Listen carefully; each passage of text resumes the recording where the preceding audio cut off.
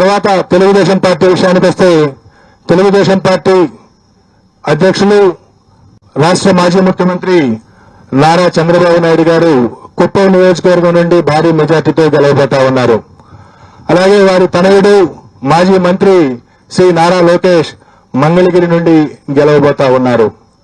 అలాగే సినీ నటులు శ్రీ నందమూరి బాలకృష్ణ గారు హిందూపురం నియోజకవర్గం నుండి మంచి మెజారిటీతో గెలవబోతా ఉన్నారు. ఈ విధంగా ప్రతిపక్ష పార్టీలకు సంబంధించి ముఖ్య నాయకుల విషయాన్ని చూసుకున్న తర్వాత ఆంధ్రప్రదేశ్ అధికారంలో ఉన్నటువంటి వైఎస్ఆర్ కాంగ్రెస్ పార్టీ యొక్క మంత్రివర్గంలో అనేక మంది మంత్రివర్గ సభ్యులు తీవ్రమైనటువంటి పోటీ ఎదుర్కొంటున్నారు. కొద్దిమంది ఓటమి చవిచూడబోతా ఉన్నారు. ఇందులో ముఖ్యంగా మనం ఆంధ్రప్రదేశ్ ముఖ్యమంత్రి శ్రీ వైఎస్ జగన్మోహన్ రెడ్డి గారు పులివెందుల అసెంబ్లీ నియోజకవర్గం నుండి భారీ మెజార్టీతో గెలవబోతా ఉన్నారు. అలాగే సిదిరి అప్పలరాజు గారు ప్రస్తుత మంత్రి పలాస నుండి ఓటమి చవిచూడబోతా ఉన్నారు.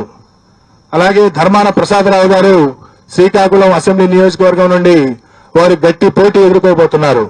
నేను ఎక్కడైతే గట్టి పోటీ అని సంబోధిస్తానో అక్కడ మా మార్జిన్ ఆఫ్ ఎర్రర్ ఏదైతే ఉంటుందో +-3% కు లోబడి ఫలితం ఉండే అవకాశం ఉంటుంది. కాబట్టి +-3% ఉన్న దగ్గర నేను గట్టి పోటీ అని సంబోధించడం జరుగుతుంది. అలాగే పీడిక రాజన్న దొర సాలూరు అసెంబ్లీ నియోజకవర్గం నుండి గెలుపొందబోతా ఉన్నారు. అలాగే బొత్స సత్యనారాయణ గారు ప్రస్తుత మంత్రి మాజీ పిసిసి అధ్యక్షులు చీపురుపల్లి అసెంబ్లీ నియోజకవర్గం నుండి మంచి మెజారిటీతో గెలుపొందబోతా ఉన్నారు. అలాగే గుడివాడ అమర్నాథ్ గారు రాష్ట్ర ఐటీ శాఖ మంత్రులు గుడివాడ అమర్నాథ్ గారు గతంలో అనకాపల్లి నుండి ప్రాతినిధ్యం వహించారు. ప్రస్తుతం గాజువాక నుండి పోటీ చేస్తున్నారు. వారు ఓటమి చవిచూడబోతా ఉన్నారు. అలాగే పినిపే విశ్వరూప్ గారు వారు అమలాపురం శాసనసభ నుండి పోటీ చేస్తున్నారు. వారు గెలవబోతా ఉన్నారు. అలాగే కారుమూరి నాగేశ్వరరావు గారు వారు తణుకు నుండి ప్రాతినిధ్యం వహిస్తా ఉన్నారు. వారు రాష్ట్ర మంత్రి.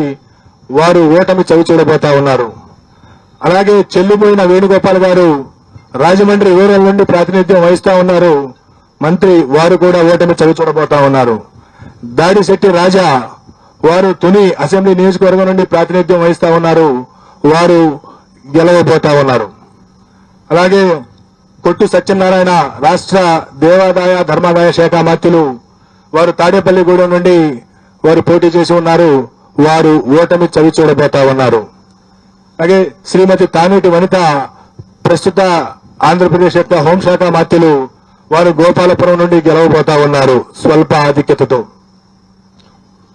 అలాగే జోగి రమేష్ గారు ప్రస్తుత రాష్ట్ర మంత్రి. వారు పెనమలూరు నియోజకవర్గం నుండి గతంలో పెడన నియోజకవర్గం నుండి శాసనసభ్యులుగా ఉన్నారు. ఈ ఎన్నికల కోసం పెనమలూరు నుండి పోటీ చేశారు. వారు గట్టి పోటీ ఎదుర్కొనబోతా ఉన్నారు. అలాగే అంబటి రాంబాబు గారు గుంటూరు జిల్లా పల్నాడు జిల్లా సత్తెనపల్లి నియోజకవర్గం నుండి ప్రాతినిధ్యం వహిస్తున్నారు. రాష్ట్ర జలవనరుల శాఖ మంత్రులు. వారు గట్టి పోటీ ఎదుర్కొనబోతా ఉన్నారు.